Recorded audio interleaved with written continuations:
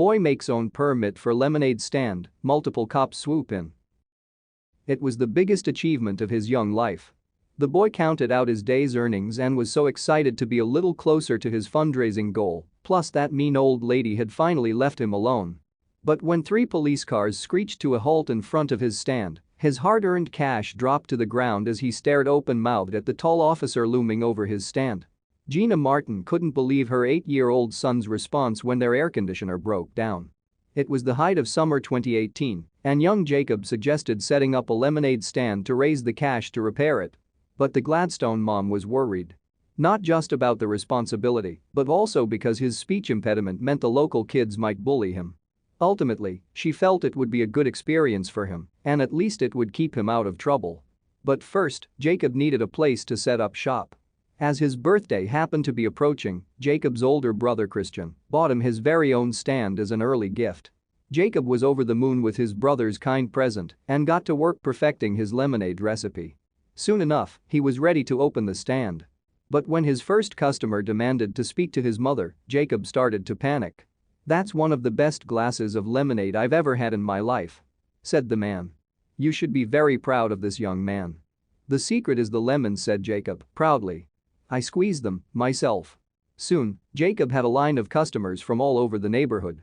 Even Mrs. Granger from next door bought one. She wasn't usually very friendly to him at all, so he didn't think twice about the fact she didn't say thank you until the next morning, that is. "Do you have a permit? Do you have a health permit, a food handler's permit?" Mrs. Granger demanded, waving some legal printouts in the boy's face. But Jacob didn't understand, and she was scaring him. Fortunately, Gina was there in time before the cruel neighbor made her son cry. "As a customer, I want to know if I get sick off of this who I should go to," Mrs. Granger insisted. Worried about her son, Gina thought it best to close down the stand until she could work out what to do. Then she came up with an idea. Gina wrote a letter to the local government's Facebook page asking if her son really needed a permit to sell lemonade. Jacob, who had already decided to donate some of his profits to charity, did not understand his own permission and placed it on the side of his booth. But when Mrs. Granger saw it, she stared at him and rolled inside. "I was flabbergasted, dumbfounded," Gina told KSHB-TV. She had been worried that Jacob would be teased by kids in the area, but she never dreamed that a grown adult would pick on him. Gina still hadn't received a response from the government, so she decided to let Jacob reopen his stall because it made him so happy. But with no permit, she had no idea what Jacob would soon be facing. When he first opened his stall, Jacob was having a great time. The positive feedback from the customers in the neighborhood gave him the confidence boost he needed. But he was worried about the things Mrs. Granger was saying. Could he really get in trouble? He was starting to think it wasn't worth it if it was making someone angry. And at that moment, he saw the flashing lights approaching his house.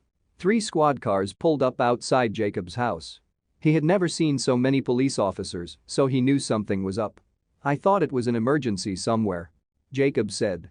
Was his permit not good enough? He turned and saw Mrs. Granger peering through the curtains with a smug grin on her face. One of the cops stood over Jacob. He gulped and held out his permit. The officers had read Gina's Facebook post and came right away. But they hadn't rushed to the scene to shut down Jacob's business. They were all desperate to try his lemonade. Mrs. Granger was fuming when she saw the long line of officers all sampling Jacob's popular refreshment. But when she slyly informed the cops that his permit was just a piece of paper with permit written on it, they realized there would be a problem if Jacob wanted to continue selling lemonade.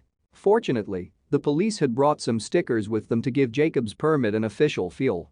Christian couldn't believe how kind the police had been to his little brother and was very grateful to them for supporting his business venture so publicly. The officers even paid Jacob more than the asking price to help with his fundraising. But Mrs. Granger was about to become seriously angry about how the situation would unfold.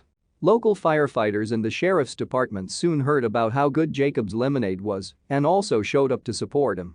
"We heard a local friend of ours, Jacob, had a less than ideal interaction yesterday at his lemonade stand," the sheriff wrote on their Facebook page. "So we wanted to let him know we have his back." Jacob continued to sell his lemonade to the local community and eventually made his donation, which is exactly what you do when life gives you lemons, right? Thank you for watching this fantastic story. Please tap one of the 2 videos on your screen for another amazing wonder stories.